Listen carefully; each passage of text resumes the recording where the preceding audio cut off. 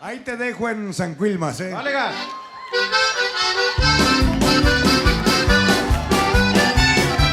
Before his final performance, Flaco Jiménez looked out at the crowd with a soft smile and whispered, "This music raised me, saved me, and now I leave it with you." Those who were there say the moment didn't feel like a goodbye, but now it echoes like one. On July 31st, 2025, the world lost Flaco Jiménez, the legendary accordionist whose music shaped generations of Tex-Mex, Conjunto, and Norteño culture. He was 86 years old, and his passing was confirmed by his family in San Antonio, Texas. The very city where his sound was born, nurtured, and celebrated for over 7 decades. Flaco was more than a musician. He was a bridge, a translator between cultures, a sound that refused to be boxed in. From dusty border town dance halls to world tours alongside the Rolling Stones and Dwight Yoakam, Flaco's accordion wasn't just an instrument. It was his voice, his rebellion, his soul. His fingers moved like lightning, but his heart beat slow and steady through every waltz, every polka, every aching ranchera. He didn't chase fame, he chased feeling. And in the process, he became an unlikely icon, standing at the crossroads of tradition and innovation, carrying a sound that might have faded if not for him. In this video, we explore the life and legacy of Leonardo Flaco Jiménez, a man who played not for the charts, but for the people. We trace his journey from local prodigy to global ambassador of a sound that never bowed to borders. And we ask why, even now, the world still hasn't fully understood what we lost when Flaco put his accordion down for the last time. Some legends sing, some roar. Flaco made his fingers do the talking. To understand Flaco Jiménez, you must first understand the land he came from. A place where cultures collided, where languages mixed, and where music was more than art. It was identity.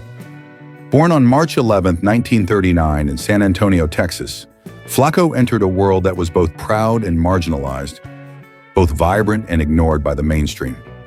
San Antonio in the 1940s and 50s was a mosaic of Mexican-American neighborhoods, each with its own rhythms, dialects, and unspoken rules. It was here that Conjunto music thrived, a blend of Mexican folk, German polka, and Texas grit, led by accordion and bajo sexto, performed at weddings, cantinas, backyard gatherings.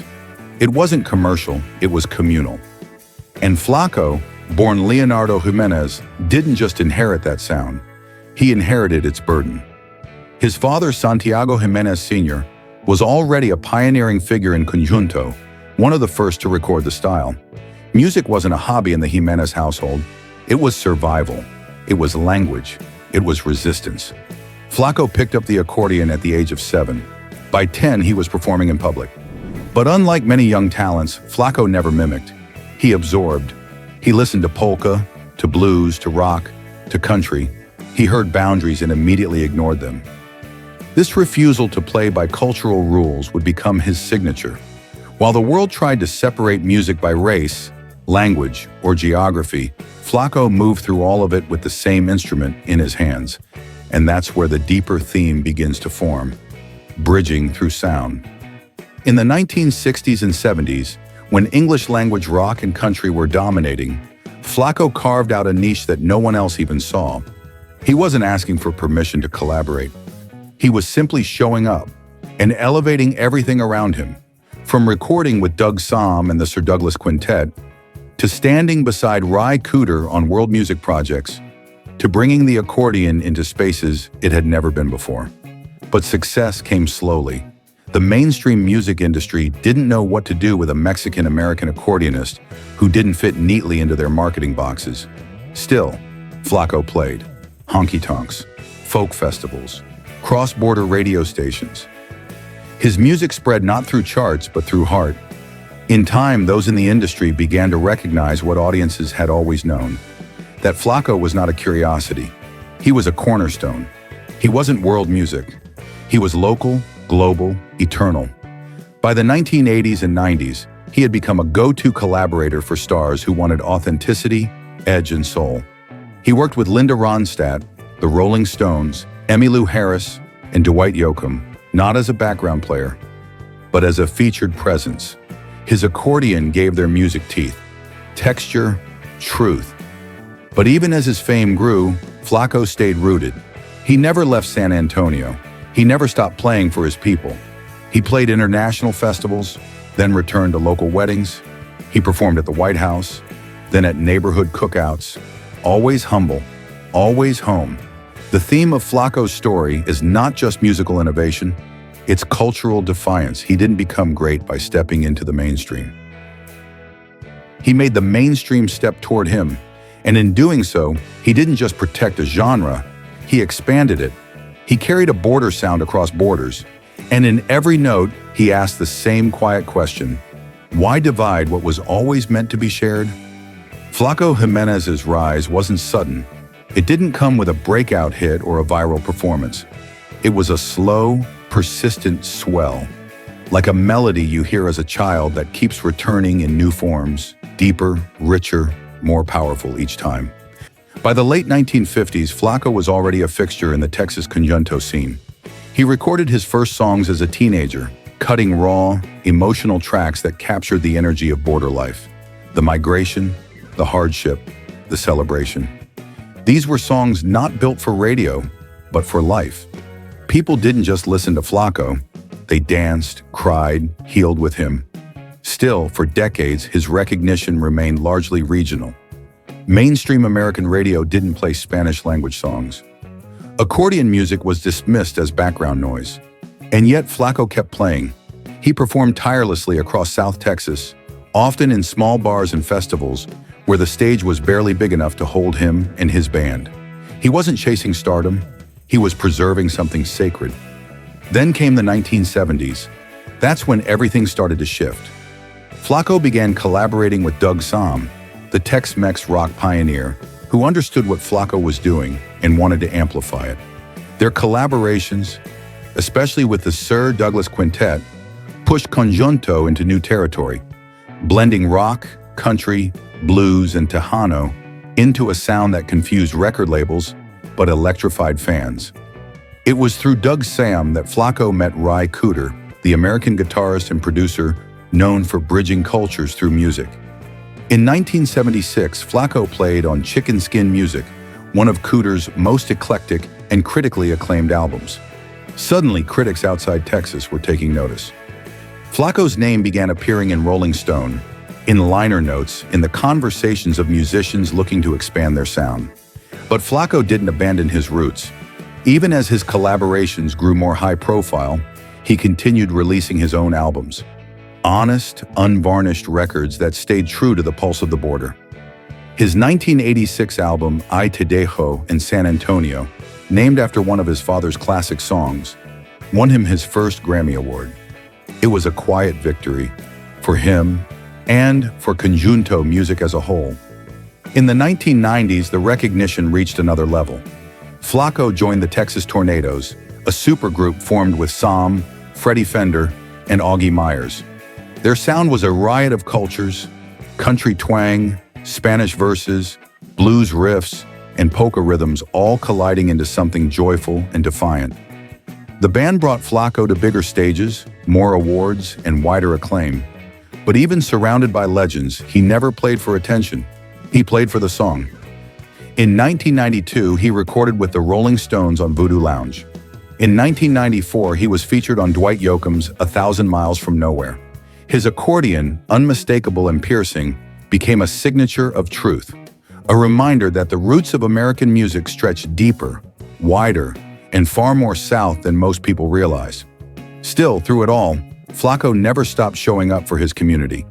He played for family birthdays. He taught kids in San Antonio how to hold the accordion right. He gave interviews in Spanglish, spoke softly about his heritage, and kept his awards tucked away in a modest home filled with instruments and memories. He was never interested in becoming a celebrity. He was a craftsman, a keeper of tradition, and a man who believed that music didn't need to shout to be powerful. It just needed to be honest. And it was that honesty, that relentless, graceful dedication to the music of his people, that turned a San Antonio kid with a borrowed accordion into one of the most respected and quietly revolutionary musicians of his time. Flaco didn't rise. He carried a tradition upward, and brought the world with him. For all the joy that lived in his music, Flaco Jiménez carried a loneliness that few ever saw. He was adored, but not always understood. Celebrated, but rarely spotlighted. For decades, he remained one of the most influential musicians America forgot to fully acknowledge. Not because of lack of talent, but because of the very culture he came from. The same traditions he championed were often overlooked by the industry that now rushed to honor him. Flaco never said it aloud, but those closest to him felt it. They saw it in the way he'd smile politely at award shows while his eyes drifted elsewhere. They saw it in how often his name was left off the marquee, even when his accordion shaped the entire sound. They saw it in how he kept returning to San Antonio after every tour.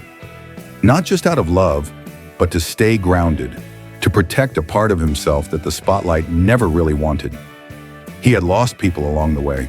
His father, Santiago Sr., passed in 1984.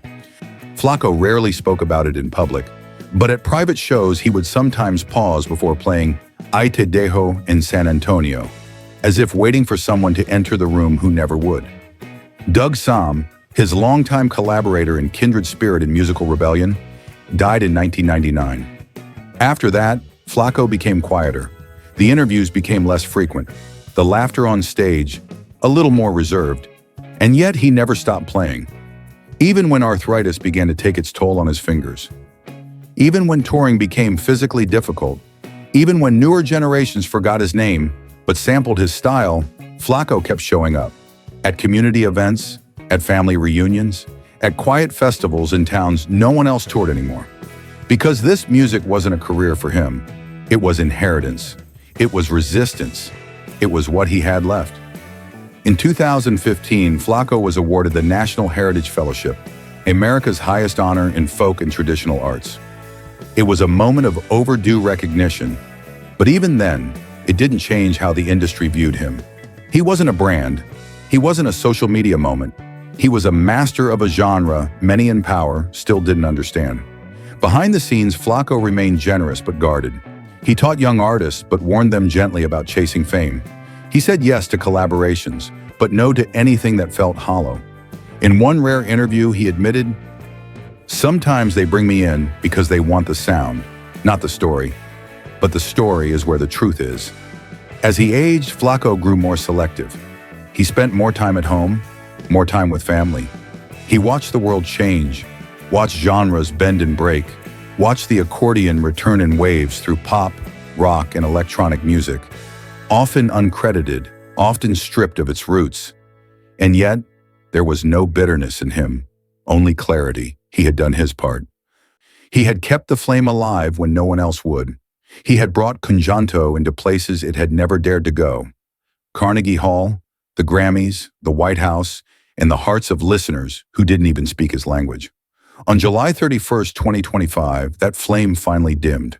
There was no drama, no scandal, just the quiet end of a life lived with dignity, rhythm, and truth. His family announced his passing with a single line, "Flaco left us the same way he lived, surrounded by music and love."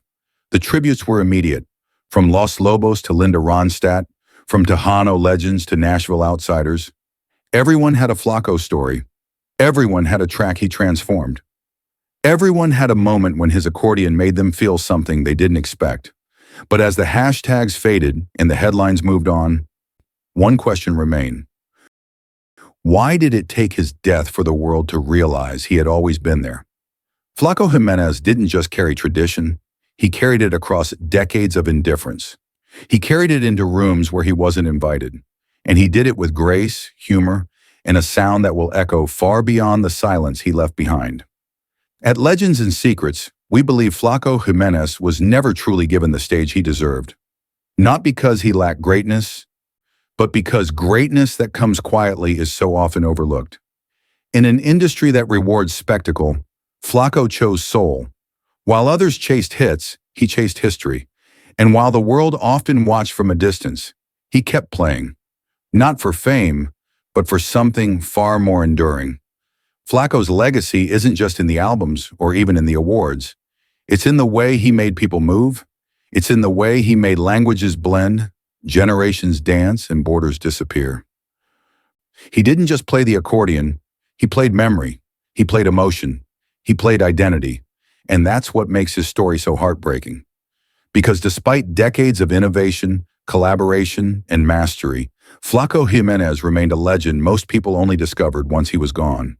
He gave everything to his culture, to the sound of the working class, the migrant story, the bicultural heartbeat of South Texas.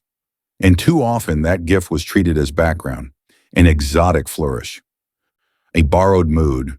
But Flaco never complained. He just kept playing. He let his music speak for itself, and perhaps that was the most powerful thing he ever did. Because over time, he didn't just elevate Conjunto music. He cemented it in studios, in stadiums, in silence. So now we ask you, what defines musical greatness? Is it charts or is it courage? Is it fame or is it fidelity to a tradition everyone else forgot? Flaco Jiménez taught us that you don't have to shout to be heard. You just have to mean every note. And now that his voice has gone quiet, we finally understand what it was saying all along. In the end, Flaco Jiménez didn't disappear. He faded into the very sound he helped preserve. A note sustained across time, still echoing in dusty jukeboxes, backyard weddings, and festival stages, long after the applause has faded. He left behind no controversy, no grand farewell. Just a body of work that speaks for itself, and a cultural imprint that can never be erased. Flaco didn't need spotlights to shine. He didn't need translation to be understood. He gave us music rooted in struggle, migration, joy, sorrow, and celebration. And he gave it all without asking for anything in return. Now his accordion rests, but the air still carries his rhythm. The world still sways to songs he gave shape to, even if his name isn't always spoken. Some stories are never told, but now you know. Flaco Jiménez wasn't just a legend of Tejano music. He was a guardian of memory. And though the man is gone, the melody remains, stitched into every borderland anthem, every shared dance floor, every moment when music reminds us who we are and who we come from. Gracias, Flaco. You never asked us to remember, but we always will.